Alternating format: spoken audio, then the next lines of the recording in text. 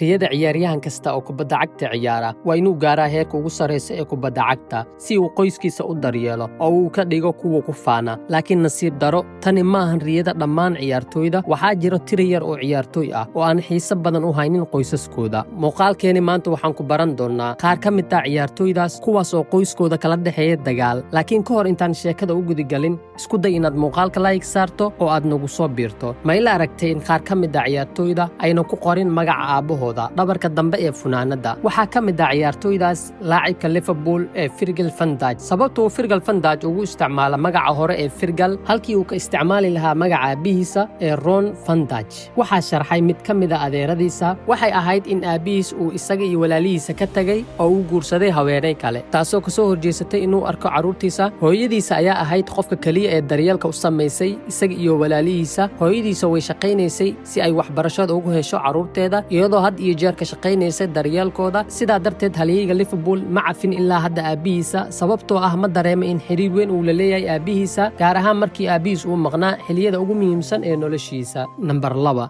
Dali Ali, laacibka khadka dhexe ee xulka England. Sidoo kale wuxuu fanaanadiisa dhabarka dambe ku leeyahay kaliya hal magac, sababtuna waa inuusan wax xiriira la lahayn qoyskiisa. Waxa uu ku dhashay boqortooyada Midowga isagoo leh aab Nigerian ah iyo hooyo Ingiriis ah. Xaruurnimadiisa waxay ahayd sheeko aad u adag. Toddobaad kadib markii uu dhashay, aabihiisu wuxuu u guuray Mareykanka, sidaa darteed wuxuu ku soo koray sanadihii hore isaga oo la joogay hooyadiisa. Hooyadiisa waxay ahayd qof khamriga cabta, sidaa darteed markii uu 9 sano jir ahaa ayuu u guuray Nigeria si uu ula noolaado aabihiisa. Wuxuu halkaasi ku qaatay 2 sano, kadib wuxuu ku soo laabtay boqortooyada Midowga si uu mar kale ula noolaado hooyadiisa. Laakiin markii 13 sano jir uu noqday, gabi ahaanba waalidiintiisa wuu ka tagay, wuxuuna u guuray mid ka mid ah saaxiibadiisa kooxda. ilaa maanta wuxuu tilmaamaa waalidiintiisa inay yihiin saaxiibadiisa. Sanadkii 2016 kadib markii uu heshiis la saxiixday Tottenham, wuxuu si buuxda u joojiyey inuu magaca Ali ku qoro dhabarka funaanadiisa. Sababtuna waxay ahayd ma uusan dareemaynin wax xiriira inuu kala dhexeeyo qoyskiisa. Nambar 3,